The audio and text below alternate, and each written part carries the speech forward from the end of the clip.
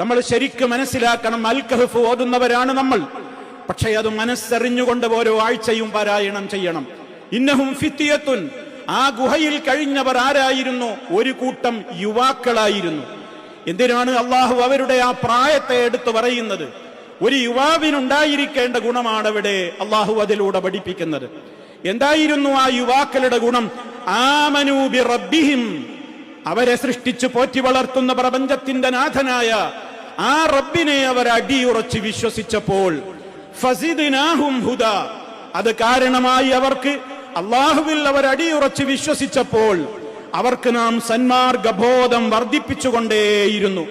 ഈമാനിന്റെ ബൈ പ്രൊഡക്റ്റാണ്. അള്ളാഹുവിലുള്ള വിശ്വാസം ഒരാളിൽ ദൃഢമായി കഴിഞ്ഞാൽ അവനിൽ പിന്നീട് നല്ല നല്ല കാര്യങ്ങൾക്കുള്ള ഒരു അഭിവാഞ്ചയും താല്പര്യവുമാണ് അവനിൽ അടിക്കടി വർദ്ധിച്ചുകൊണ്ടേയിരിക്കുക. ഫസിദ്നാഹും, ആ ഒരു സന്മാർഗ ബോധം അവർക്ക് കിട്ടിയപ്പോൾ അവരെന്താണ് ചെയ്തത്? അവരെ സംബന്ധിച്ച് വിശുദ്ധ ഖുർആൻ തുടർന്നുകൊണ്ട് പറയുന്നത് നമ്മൾ മനസ്സിലാക്കണം. വറബത്നാ അലാ ഖുലൂബിഹിം, അവരുടെ ഹൃദയങ്ങൾക്ക് നാം നല്ല ദാർഢ്യത കൊടുത്തു. മനസ്സിന് നല്ല ധൈര്യം കിട്ടി, നല്ല സ്ഥൈര്യം കിട്ടി. എന്തിന്?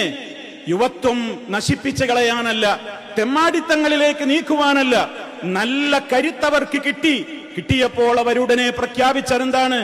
ഇത് ഖാമു, അങ്ങനെ അവർ സത്യത്തിൽ നിലകൊണ്ടുകൊണ്ട് ഉടനെ അവർ പ്രഖ്യാപിച്ച പ്രഖ്യാപനം അതാണ് ഏതൊരു യുവാക്കളുടെയും ആദ്യ പ്രഖ്യാപനം.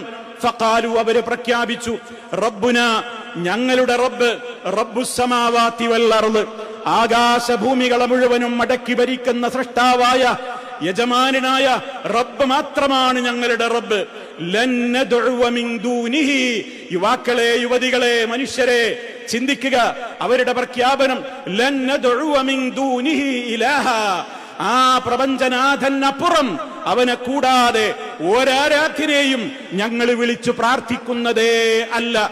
ഇദൻ, അന്നേരം അങ്ങനെ ഞങ്ങളെങ്ങാനും ചെയ്താൽ ലഖദ് ഖുൽനാ ഇദൻ ശതത, ഞങ്ങളെങ്ങാനും ആ ശിർക്ക് ചെയ്താൽ അക്രമികളായി പോകും ഞങ്ങൾ, അക്രമത്തിന്റെ വാക്ക് പറഞ്ഞവരായി പോകും ഞങ്ങൾ എന്നാണ് അവര് കൃത്യമായി പ്രഖ്യാപിച്ചത്.